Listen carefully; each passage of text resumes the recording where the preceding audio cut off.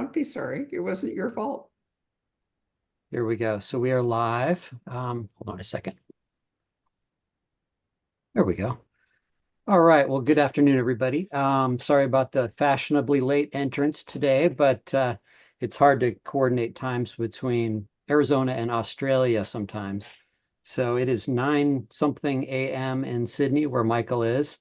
But thanks so much for tuning in. We're here with Michael Robotham, author of the brand new book, Stormchild, which this is the US edition, and we will have autographed copies of the UK edition.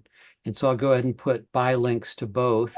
And if you have questions for Michael, just go ahead and type them in, and Barbara will bring me back on screen in just a little while. So Barbara, over to you.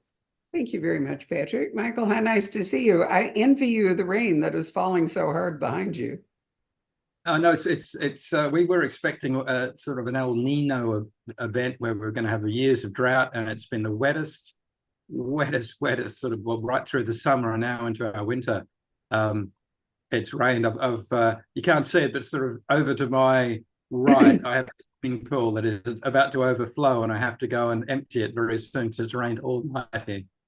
It's amazing. Well, we are in a heat bubble and a drought here in Phoenix. So as I said, I'm filled with envy. So my eldest child is in Nashville and has been telling me how hot and how dry it is. Well, yeah, but just around him to the west, they're having terrible floods. I mean, Iowa, the whole Mississippi Basin, all of that is a disaster. So it's hard to predict where the weather's going to be weird. It truly is. That's true. That's true. So you could barely see my email here, but Michael, we could just go through his email without actually having to talk about anything else. He has done a spectacular email that will refer you to a new version of michaelrobotham.com. And if you are fortunate enough to get Michael's email, and I'm assuming that, can they ask for it if they go to your website? Yeah. Well, in terms of what asks for they can put their name down and they'll get a regular newsletter. Well, this one is just so great. Now, I don't know if you all can see this, but here's Michael at 3 different ages. Oh, I guess I can't really do a good job here. I realize that I have known you for all of these photos. Yeah, I mean, I suddenly thought it's been 20 years this year since my first novel was published, and they're the 3 different author photos through the ages, so to speak. See, I had quite a bit more hair when that first one was taken, yeah, I thought it might be fun to put it up to show just what a taxing life, what a terrible life you lead as a writer, and just how it ages you so quickly. I know. I think it's wonderful. Not only that, you've got all kinds of listings about your books. You've got, let me see here. We have, yeah. So you and I have talked about your career because you were a best-selling ghostwriter before you 20 years ago actually published The Suspect. And, you know, I think ghostwriting is interesting. You probably have noticed that there are a number of novels where ghostwriters have now become the protagonist. Absolutely, yeah. It's I mean, you go all the way back, and Robert Harris obviously wrote a book called The Ghostwriter, which they turned into a film with Pierce Brosnan and Ewan McGregor, which I found quite amusing. It's always funny, and it must be the same when a policeman reads a crime novel or watches a crime drama, because they'll pick out the bits that are right, but they'll also pick out the bits that are just completely fanciful. And I felt a bit like that when I was, having been a professional ghostwriter for more than a decade and having done 15 autobiographies for people. When I watched, movies or read books about ghostwriters, I can see how often they get it wrong. They get it right a lot too, but yeah, they never quite get it completely right. I thought about you when we did an offsite event for our local billionaire, Bob Parsons, who is the GoDaddy founder, the domain registration company, and sold it, I'm happy to tell you, because he mentioned it several times, for $3.3 billion. But excuse me, it turned out that he publishes with a company that does biographies.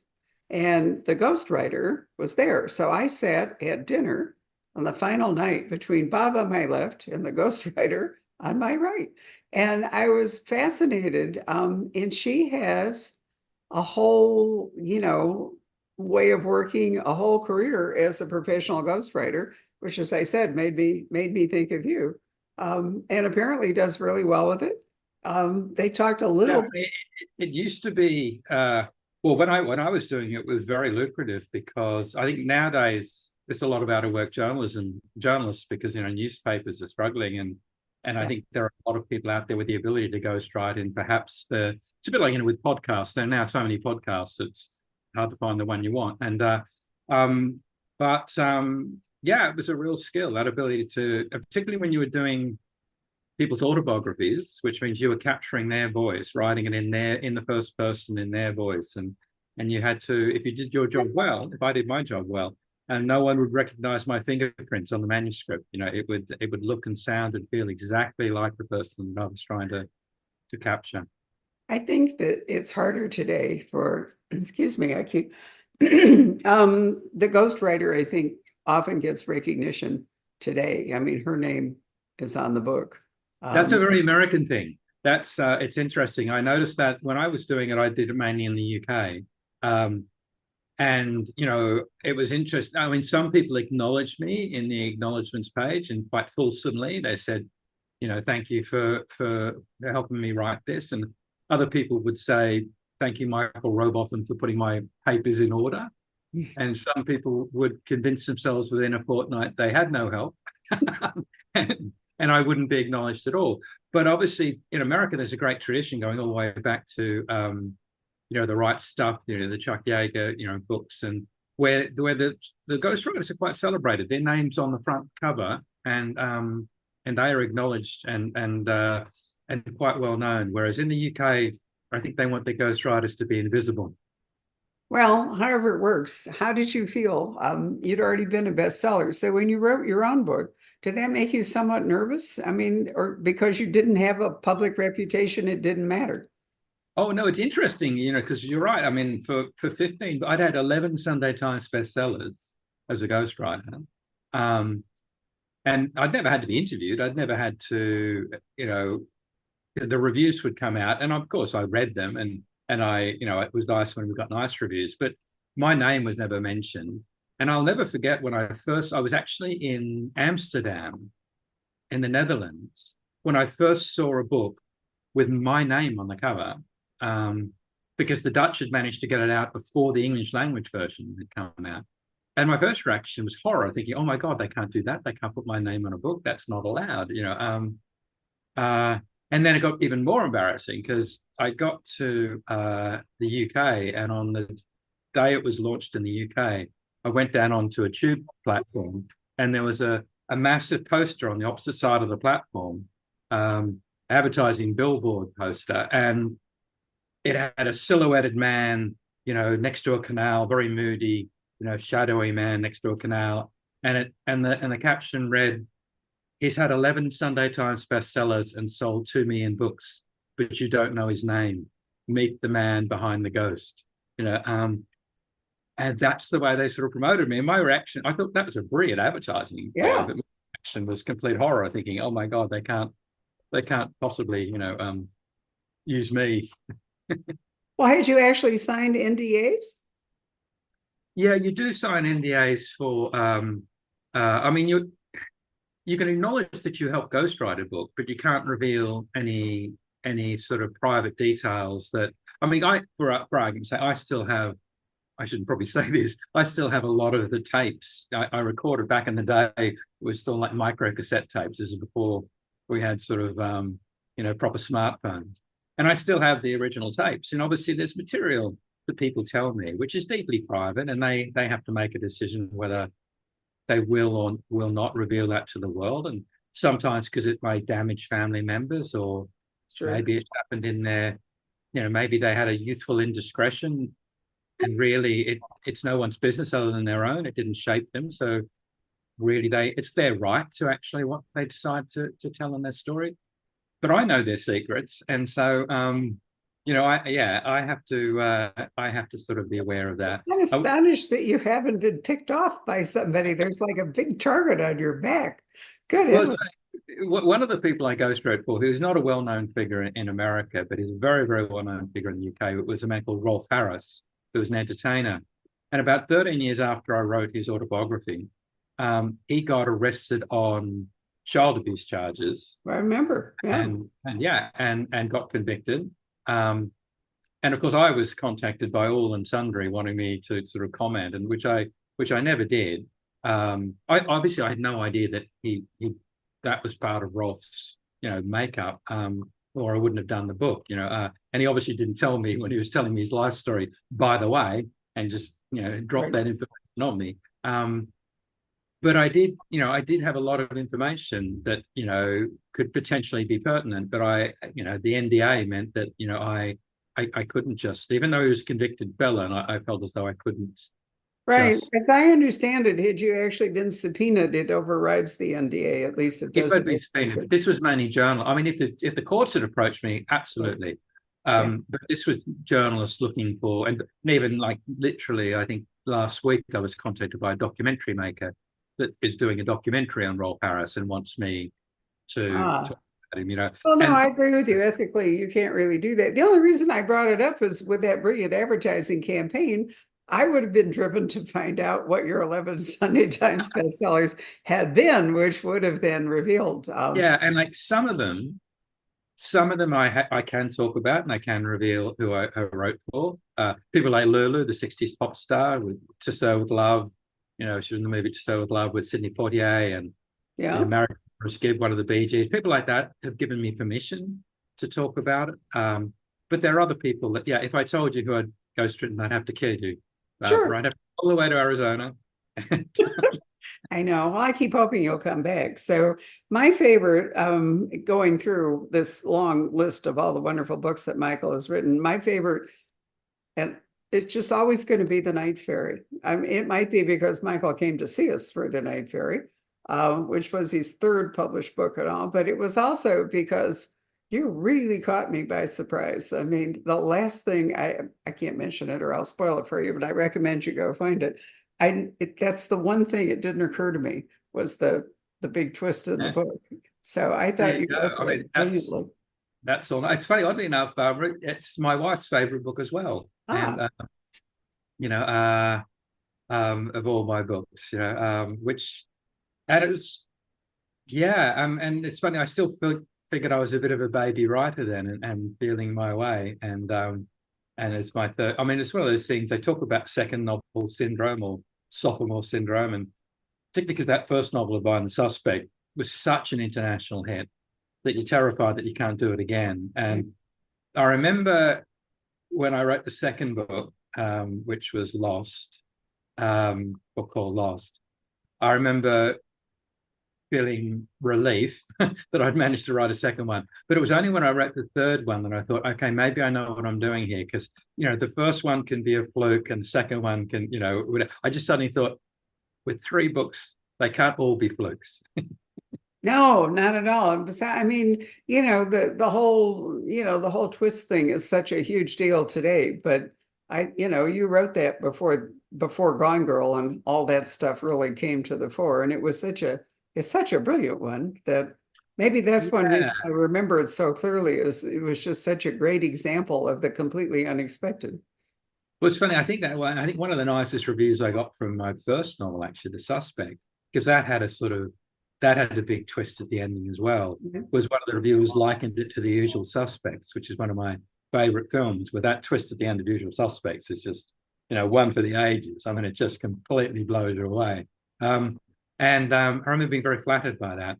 And also, you and I both know how sophisticated readers are. I mean, given the amount of, particularly crime novels you've read, incredibly sophisticated. So to pull a twist off that can actually blindside Barbara Peters is, hugely flattering. Well, I wasn't going to put it that way, but yeah, you're right. Very true. Indeed so. Well, anyway, here we are with the 4th book about Cyrus Harris. Now, you've written standalones, and then you wrote several books about a different character. This is book 4 for Cyrus, and it really brings a story arc that, it's really brought one story arc to an end. So I guess we should talk about that. We can't tell you how it came to an end, but I'll be interested. I'm going to ask you now, are you going to write another book about Cyrus, or have you decided somebody else might be Really, more interesting? that's a very good example of how much of this sort of genre you read, because you're one of, I think, only two people now that have asked me that question, because you can see how beautifully the story arc closes on this one. Yep. And therefore asking me whether there'll be another one. And the truth is, I don't know, because you're absolutely right. I mean, it does bring, because in that first book, Good Girl, Bad Girl, Evie Cormack, is this girl found hiding in a secret room where a man had been tortured to death, and doesn't reveal her name or her age or who put her in the secret room. And clearly she suffered abuse. And with each subsequent book, you've learned a little bit more about Evie and where she came from, but it's not until this book that the circle is fully closed and you get her creation story, so to speak. And I don't know. I don't have another Evie and Cyrus idea. I mean, I'm not saying I won't come up with one. And I have left a few loose ends in this book, which I can pull upon and see what unravels. But yeah, at the moment, I really don't know if this is the last one or not. It could be the last one. Well, I mean, Cyrus is a character who could go on his own. I mean, Evie is now old enough, and settled enough that you don't necessarily have to write a Cyrus and Evie book. You could write a Cyrus. No, that's true. And I think with someone like Evie, I always joke this because, I mean, anyone that's read the series knows Evie has this unique ability to be able to tell when someone's lying. Now, as a crime writer, if I'd said to you 4 books ago, I'm about to write a crime novel with a character who can tell when someone's lying, and you would probably say, well, that's going to be the shortest crime novel in history. Because Evie, if she ever became like an investigator, would solve the crime in the first 5 pages. She'd simply ask all the suspects who did it, and she'd know who was lying. And it's the only way I've made Evie work on the page is to make her so damaged and so broken and so dysfunctional, so self-sabotaging, and such a compulsive liar herself that no one believes her, but you sort of forgive her.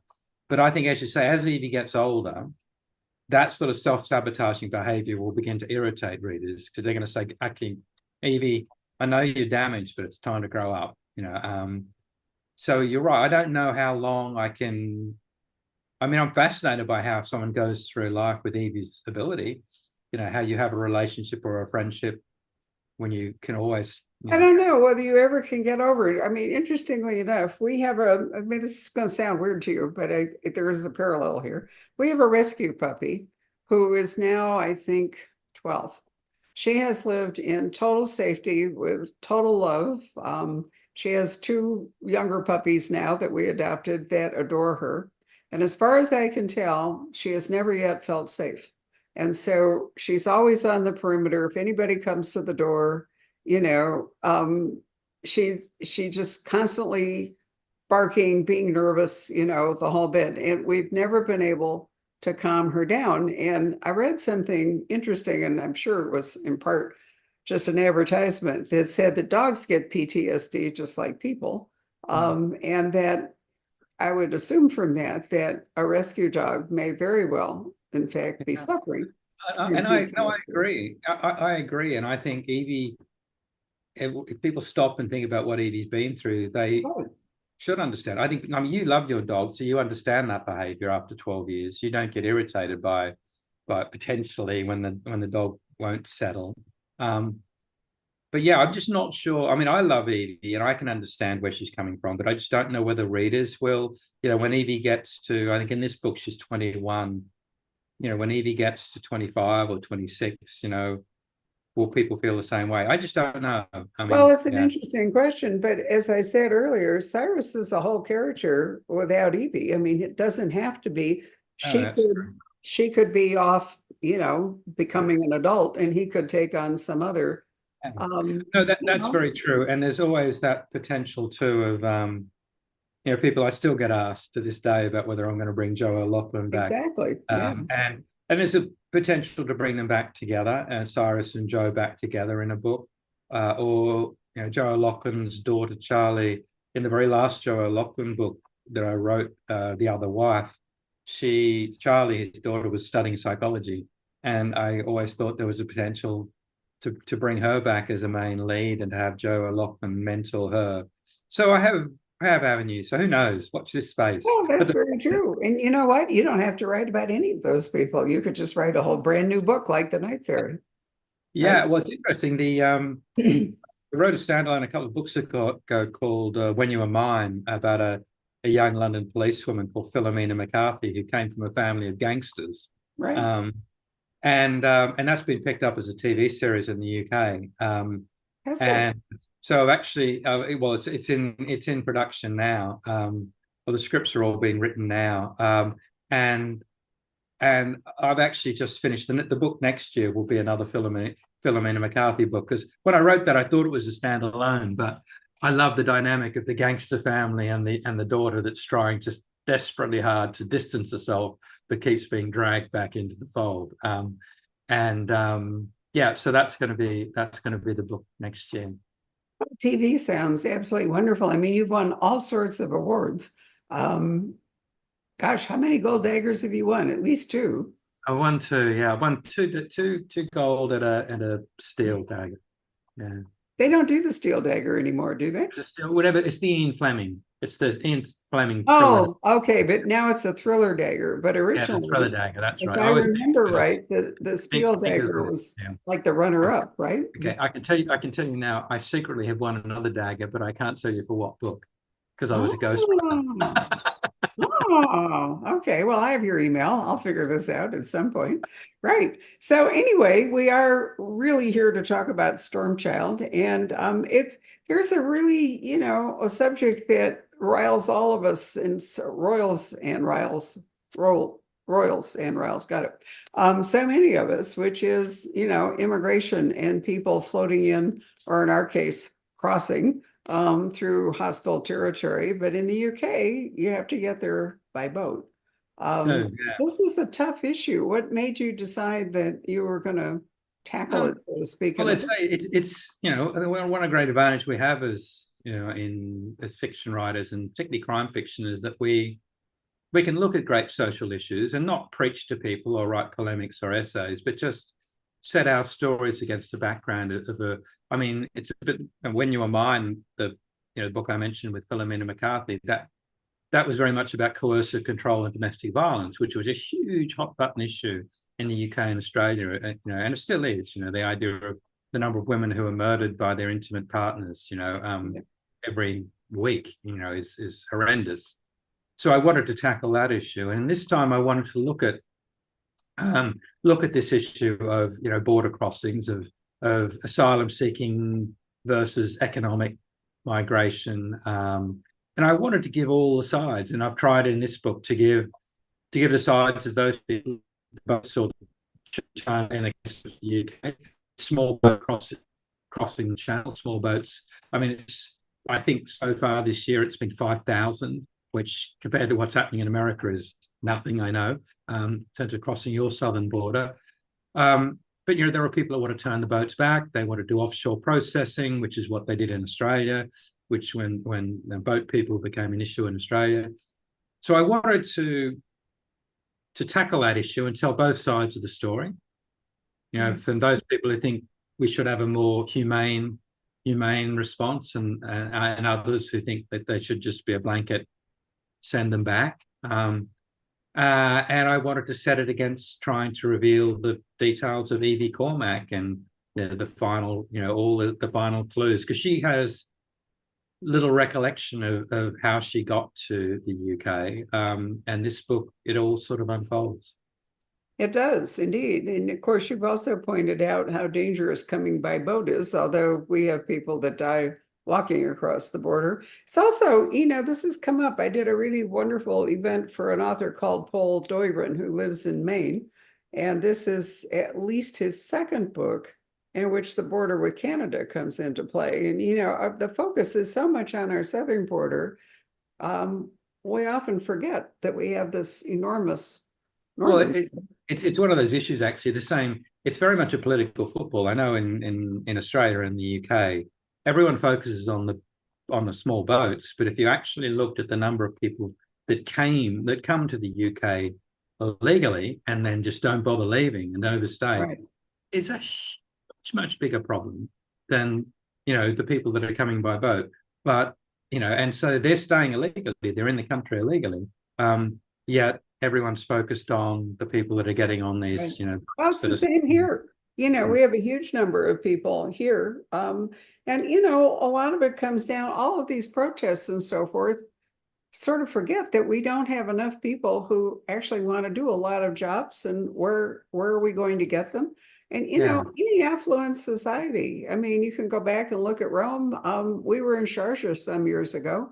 There was a classic example. There was an entire under society of much darker skinned people. I can't remember if they were Tamil or what they were, but anyway, all the work was actually being done not by the No, the it's people. very true. I know economically, one of the great reasons for America being, the dominant economy in the world has been that it's had this amazing wealth of low-paid workers that could do so many of the jobs. And the same as in the UK. I mean, the reason the UK introduced, from the 1950s onwards, brought a lot of people from the West Indies, and because they needed people to work on the trains and to clean and to work in hotel laundries. And without that workforce, there's no way the economy would have been as strong.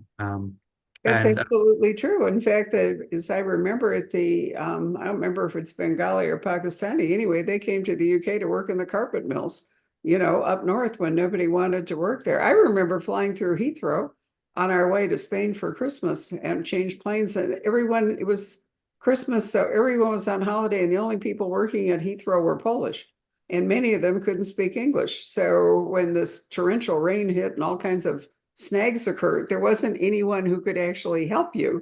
I mean, and this is an issue at the moment with the UK and Brexit, exiting Europe.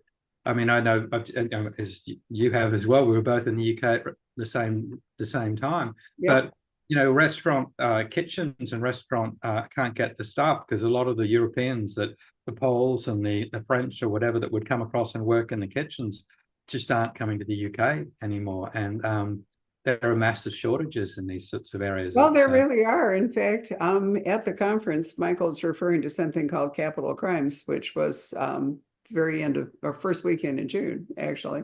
In the hotel where Capital Crimes was being held, the wait people in the restaurant didn't speak English. And so you had to actually underline things on the menu in order for them to figure out, what you wanted to order. And this was a pretty upscale hotel. And, I mean, it was fine and they were working hard in the whole bit, but I don't remember seeing a single British staff person or listening to, because it really is voice, not appearance, No, it's very true. It's very true. Yeah, and but I mean, I thought it's an issue that was worth, it was worth having a look at with Stormchild. Sure. And there are, as I said, I try to get both sides of the story, and introduce certain characters. And without giving too much away, there's a lovely little speech made by Florence towards the end of the book, who's a character who has come from Zimbabwe. Her family fled, the Robert Mugabe regime in Zimbabwe and came to the UK. And she gives a speech about, which I think is, one of the most important, speeches in the book. It is. Well, there are a lot of interesting characters in the book, and tragically, at the beginning, 17 of the migrants in the boat have drowned. And so there's an enormous problem in the sense that, when they wash up in Lincolnshire, they're not in the channel. They're up in Lincolnshire on the north coast, right? Yeah. Right. And so, there's a massive, how do you deal with all that? And there's one small boy, or not small, a teenage boy, who lets the police know that their boat didn't just fall apart or whatever, but was actually intentionally rammed. And so now we have a murder case with 17 people and one survivor who really doesn't, I mean, he's not a great eyewitness because, there he was drowning in the whatever. So I thought that, you made it interesting in the sense that you put so many victims on the page right up there at the beginning. It wasn't like, one person fell into the sea and drowned. Yeah, I think. Well, I guess the seed of the idea. I mean, the interesting thing about this series of 4 books, and they can each be read as a standalone because they've each got a central sort of crime. In this case, the 17 bodies.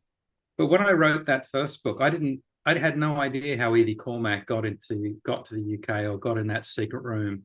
And I had to live with the clues I planted in the first book when I wrote the second book, When She Was Good. And I had to live with the clues when I wrote Lying Beside You. And then I had to sort of, create this book. So, and I guess, I think the seed of the idea came from, something that happened about 10 years ago in the Mediterranean. And it was a case where a migrant boat coming from North Africa or from Libya capsized. And when the survivors were pulled from the water, they said that a boat had turned up and told them to turn back. And when they didn't turn back, it had deliberately rammed them. And that was the seed. I thought, okay, that's how I'm going to start Stormchild. You point out something that is so true. When you're going to write a series, you really are stuck with, the things that you committed to in book one. My friend Laurie King, who has written a lot of Mary Russell Sherlock Holmes books, I remember talking about the idea that when you're starting out to write a series, it's like you're packing a trunk, to travel, and you put stuff in it and you're not sure if all of it will be useful or which parts of it you could take out, but you're limited to the things that you put in the trunk. Yeah, no, you are. But it's funny, I did a sneaky thing in this book. The only thing I changed was I went back to the publishers after book one, and there was a character in book one, which I think I had him at being in his 50s, and I said, can we change it to his 30s?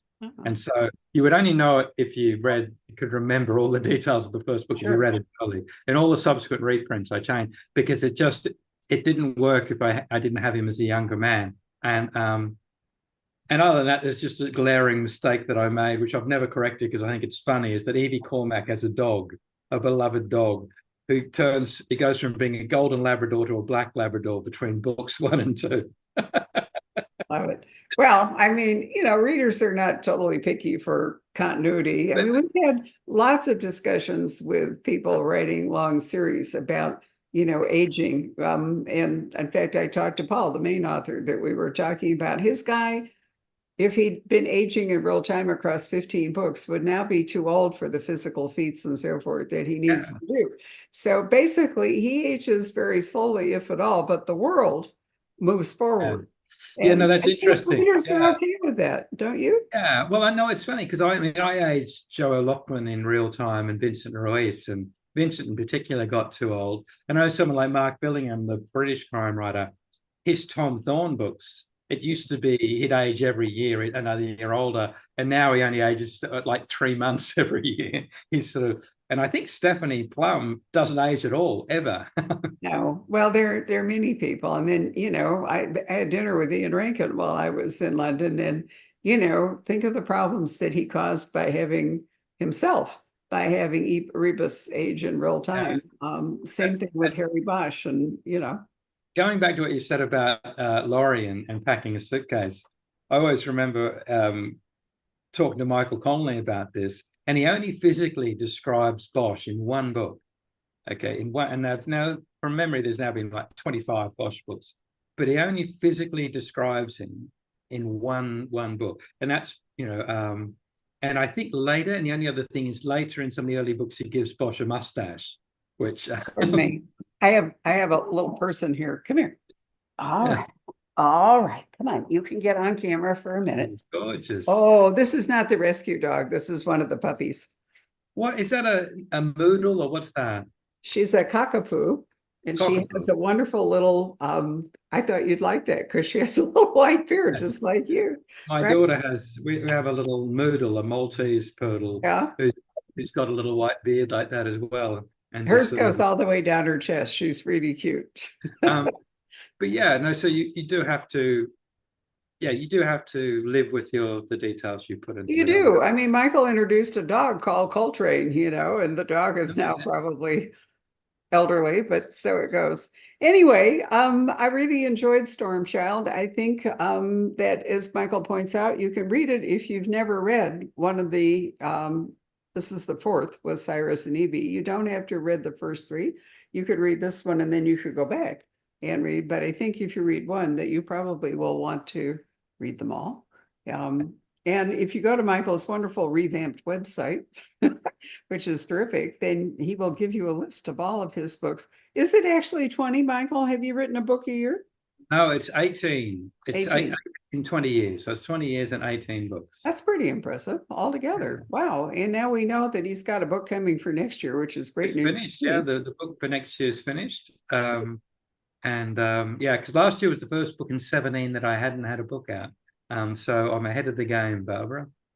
I think that's wonderful. If you have a child in Nashville, you could actually fly through Phoenix. I think that might be the plan. I think next time I come It would be really exciting to see you again. It's been so long. I'm going to call Patrick up, but I do have a question, which is, you really like writing books set in England. What about writing a book set in Australia, or more than one book? You should say that, because having delivered the next one, I'm now working on the one after, and my 20th book will be a book set in Australia.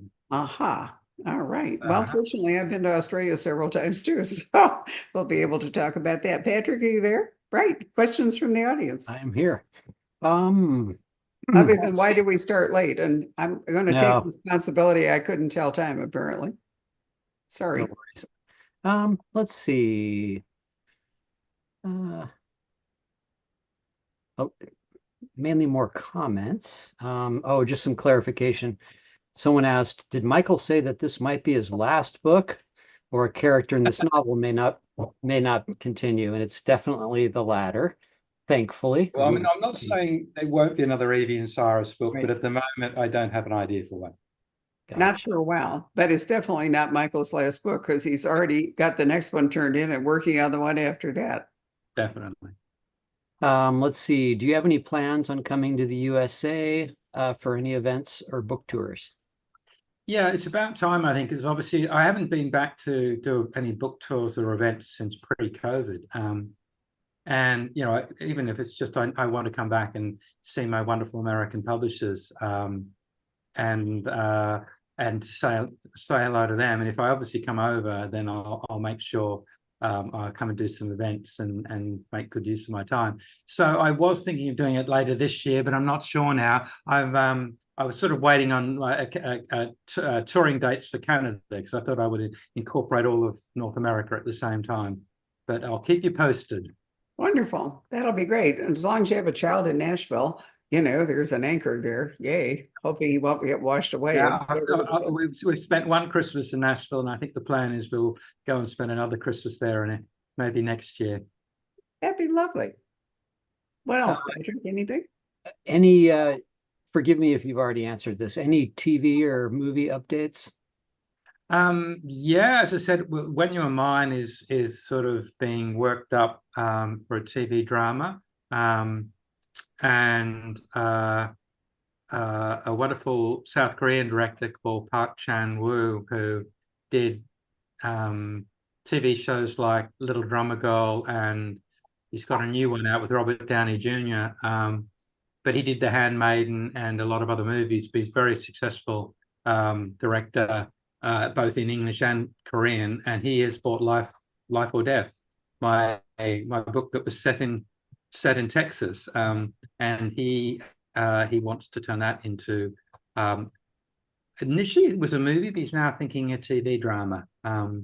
But that's being worked up, and I will keep you posted on whether I make this decision on Evie and Cyrus, whether I go with the American or the UK offer. The Americans obviously want to set it in America, and UK want to set it in the UK.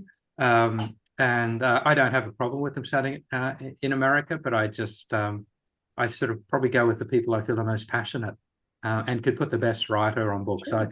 I don't really want to write it myself. I've discovered, having worked on several TV dramas, that I don't play well with others. That's why you're a writer, Michael. I mean, I like books rather than I like being God, in my own little domain and making all the decisions myself. The idea of having to get notes from directors and distributors and producers and actors, and don't like that very much. Plus, they might change what you did. Also, you're right that writing the whole series to its conclusion, whatever they would do with it, with a drama, with a adaptation, at least the books are the books. Yeah, exactly. So you've got that going on. I'm watching Diana Gabaldon wrestle with the end of Outlander before she's written the last book. And it's very hard to sort of bring it up. Speaking of TV, I want to recommend a program that Rob and I just watched, which I think is absolutely terrific. It's called DI as in Detective Inspector, DI Ray, RAY. There are 2 seasons. Oh Lord, it is really wonderful. It's a star of that's not the young Anglo-Indian actress, is it? Yeah, who was in Bend It Like Beckham going all the way back, and Grey's Anatomy. I think she might have been in it. The actress that plays Di Ray. Yeah, she's more mature now. Yeah. No, I think I've seen it. I have it on one of my streaming services. I will definitely. I thought about that because obviously with the Night Ferry. Yes. Well, that actress, by the way, when you talked earlier about loving the Night Ferry, because the film rights for that were sold, and that was the actress I had in mind to play Alicia Barber, my young Anglo Asian policewoman. She would have been perfect. I really enjoyed, I sort of hate the fact that so often it's actually some of the police that are corrupt. I mean, you'd like to think that none of the police are corrupt and the bad guys are all whatever. But I do think the second season in particular, I thought was a marvelous story. And then, speaking of Korean, I'm going to make one more plug for my favorite ever Korean, which is called Extraordinary Attorney Woo, which I've seen that. I've watched that. Oh my God, it is so, I can't wait for season 2. And on the other hand, I'm not sure I want there to be one because it was so perfect the way it was. That actress who played the autistic attorney was astonishingly good. So was the young man too. But I agree, she was just amazing. And yet, you know what? By accident, I ran across both of them in some Korean, like dragon costume drama in which they were completely different. It was. I must admit, I am a bit of and not just because as in Park Chan-wook has sort of bought the Life or Death, but I'm absolutely besotted with Korean drama. I love it. My wife can't understand why I love it so much, but I think some of it's pretty ordinary, but they make some tremendous shows. Well, and incorporating, the whales and the dolphins, I mean, especially the whale into the show, it was just like, wow. Anyway, I'm worried that, when you really love something like that, you do worry that if there's another one, it will be a letdown or it could be more wonderful. It's hard to say, but so I have very mixed feelings about it. Yeah, I felt the same way when The Secret She Keeps was made into a TV drama, which I thought they did a wonderful job. And then when it was very successful on the BBC, and the BBC wanted a second series, and there was no book associated with the second series, so I had to come up with a storyline. And I didn't want there to be a second series. I just thought, perfect. It's perfect. And then it's but TV, that's what they like. They want to milk it for all they can get. They want it to be the same but different, which is what we say all the time about series, the same book but different. Sorry, Patrick, is there anything else? I couldn't resist because I thought D.I. Ray was so good. I wanted to mention it. Well, one of the questions is, what channel is D.I. Ray on? I think it might be, Lord, BritBox or something like that, or no, it might be Netflix. I'll have to look it up. Robinson, here, while you talk to Michael, I'll Google it. Okay. Ask him another question. I think in Australia it might be on BritBox, but I'm not sure. It could be MHC or it could be BritBox, but I can find out in just a minute. So ask another question. I shall. Yeah. Well, here's one for you, Michael, and this is my own question, which is, you've had such experience with ghostwriting, and are there any? And obviously, you don't need to do any of this now, but you know how people are writing all these continuing these legacy series? Are there any authors, like, would you love to take a stab at doing a John le Carré continuation, or are there anybody that you would, just for fun, you would like to do? The answer is no, Patrick, for this reason, and I don't want to offend anyone here, but I think it's so hard for a young new writer to get traction in publishing that the idea that they've got to compete with a whole lot of dead writers, Yeah. I find sort of not right. And so I just sort of figure, it's a bit, and not necessarily in America, but I've had my agent talk to me about, when I pass, do I want to carry on, the name? And I said, no, I want the new breed of writers to have clean air where they can, make their own name without them sort of competing with, my old bones that are going to be rotting in the ground. So, so the answer is no. I thought you were going to ask me if there's anyone I'd ghostwrite for. Well, thank you. I'll ask that now. That's a good question. Would I go back to ghostwriting? And well, if my wife were here, she would say that I would have to do George Clooney, and she would have to take notes while sitting on his knee. And if my daughters were here, they would say I'd have to do Ryan Gosling, and they would have to be. Okay, well, there you are. So I've looked up D.I. Ray, and you can watch it on PBS or apparently Prime Video, but we watched it on PBS, public television. So that's what I would recommend. Here we go. Here's a couple of interesting ones. Stefania, our Italian friend, she says, have you ever written something that you will never publish? Intention. Interesting. Mm. Have I ever written something? I can tell you a story, though. The greatest story I ever covered as a journalist that I couldn't publish. And that was in the early 1990s. A cleaner stumbled upon a box in the Moscow State Archives. I was a journalist working in London. And inside there was the top of a skull, a blood-stained fabric wrapped in wooden spars, and a whole lot of files. And they were known as Stalin's Hitler files. And at the end of the Second World War, when the Russians or the Soviets were first into Berlin and first into Hitler's bunker, they broke up the sofa that Hitler and Eva Braun committed suicide upon. They broke up with the bloodstained sofa and they took it back. They arrested 6 of Hitler's closest aides, his personal physician, his driver, his Batman, and they were interrogated for 6 years in Lubyanka because Stalin refused to believe that Hitler had committed suicide. He thought this was a ruse and that Hitler had got away. And so Hitler's body had been burned and buried and dug up and buried again. But they dug up what they believed was Hitler's skull, which I've held in my hand. It had the bullet hole through it. And I had to review all of these files, which was the most amazing treasure trove of information about Hitler.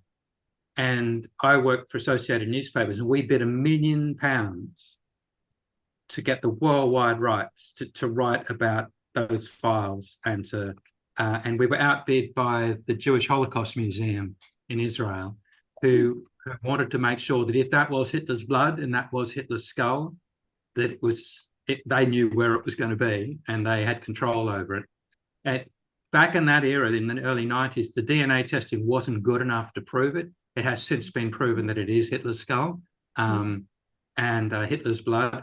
But that was a story I could never write about. I mean, I read it all. It was the most amazing treasure trove of stories. I could have written books about it. I could have made films and documentaries, but in the end, we didn't win the right, and the material went to Israel. Wow, that's an amazing story. Have you ever thought about talking to the Holocaust Museum and doing something with them? In about 2013, they finally allowed the materials to go back, and they were put on display about the time they did the DNA testing to prove it was Hitler's skull, and the materials were put on display in Moscow. And so there have since been books written, and oddly enough, there was a book written for Stalin. But because Stalin only wanted to hear one side of the story, or the Russian historians, I'll call them that loosely, who wrote the book, this is going all the way back, made sure that obviously Stalin was the great hero and Hitler was the great villain of the whole piece. So it bore very little relation to the actual material in the files. It was just snow job done to please Hitler. Sorry, to please Stalin. But no, the material has since been accessed, although, yeah, the skull has never been sort of allowed out of, as far as I know, it's never been put on display anywhere else ever. Gosh, I can imagine the journalist in you really had a hard time with that. Wow. Well, what could they do with it was the familial? greatest story I could never tell. Sorry, Patrick. I was just going to say, I wonder what they could do with familial DNA and you know, all these illegitimate offspring and that he might have had. And Yeah, I mean, that's my idea. So much of this material was about, I mean, all these close aides that were interviewed and interrogated revealed about Hitler's sexual sort of peccadillos, and he had an insatiable sort of appetite. The fact he used body doubles, very much like Saddam Hussein. He was so paranoid about being assassinated. There were a whole lot of look-alike Hitlers that were turning up. And they even believe some of the archival footage we have where we think it's Hitler that's actually, you know, One of the doubles? It was a double, yeah. Wow. Why is it that all those guys turn out to have really weird, or at least powerful sexual, lives? Must be I power. have this theory about writers, though. I mean, when you look at truly, the reason I believe that I will never, ever, ever be truly, truly famous as a writer is I'm too normal. Because if you look at all the really, truly famous writers, they were either alcoholics, they committed suicide, they had multiple mistresses and wives, they had illegitimate children, they had mental health issues, they went to prison. I mean, you name me a truly famous writer. This reminds me when I did truly the screwed US, up. yeah, when I did the US debut for Jeffrey Archer, I really thought about it. And I asked him about his prison writing, and we talked about it at some length. Afterwards, some people said to me, how'd you have the guts to do that? But I thought it was a big part of his story. He was wonderful. He was really very matter of fact, very interested about it. I thought he was great. I really enjoyed talking to him. They're all, yeah, but all those guys, as I say, everyone from, Mark Twain to, Agatha Christie to they're all weird. So you're just too normal to be famous. Well, yeah, what can we say about that? Sorry to hear that. Great. Is there a final question or two, Patrick? Let's see. Well, somebody's commenting, that's a very beautiful room you have behind you. This is my in my previous office, writing room, I worked at a basement office that my children referred to as Dad's pit of despair. And this they refer to as the cabana of cruelty, because it's in the garden. And I don't know whether it's because I come up with cruel ideas and cruel thoughts for my characters or whatnot, or whether they just sort of decide that, oh, is Dad in a good mood or a bad mood? Can I hit him up for money or the car or whatever? But this is the cabana of cruelty. Very handsome. I was asking about is there a big book event in Nashville? And that's the BoucherCon, right? It is the BoucherCon at the end of the summer, but there's an iconic bookstore. Is that in Nashville this year? It is, yeah. My goodness. I know. I'm really tempted to go, but I would just be going off and exploring like guitar shops and stuff, I think. Oh, no. My eldest is a songwriter producer, and so it's all about the music there. It's about the music, but there is an iconic bookstore there called Parnassus Books that does wonderful events. It's actually the 28th of August through September. Unfortunately, I'm on tour. I'm on tour through. I'm on tour for the next sort of 2 months, really. I'll have to have a look at the dates, but it's probably too late to get in there. But I should. I don't know. Well, that is the start date is the 28th of August. So yeah, I should have been more on top of that. But anyway. And then I think in 2 years' time, Michael, it's going to be in Calgary, and I am determined to go to Calgary. So if you want to do like a Canadian American thing, you could try to sync it up with Calgary. Yeah, right? I love Calgary. And Patrick, if you want to go to BoucherCon, you certainly could. We have, I blanked out all the events, so you are free to go. I probably wouldn't attend the conference though. I would just go You just explore want to pick to Nashville. Nashville, right? That's what happened in New Orleans. Yeah. Blame you, right, indeed. Well, Michael, thank you very much for putting up your umbrella and trundling over there to the Cabana of Cruelty in the Thank you. rain, which I appreciate. Here's the book, Stormchild. We have copies just coming out in the US tomorrow, actually, I believe. So it's tomorrow in Australia, but today it's Monday. Yeah, I've seen the future. It's okay. Tomorrow is coming. That's very true. And Michael did sign when he was in England, as we said at the outset, he dropped in and signed books for us. So they will be trundling across the Atlantic here pretty soon. So thank you very much, Michael. It's always a treat Thank to you. talk to you. Next time we do it, I'll personally check the time, the time zone. So there we are. No worries. My Thank you. promise- I'm just glad we could make it happen. Thank you, Patrick. Thank you, Barbara. It's always a pleasure. It was a pleasure. Lovely to see you. Bye.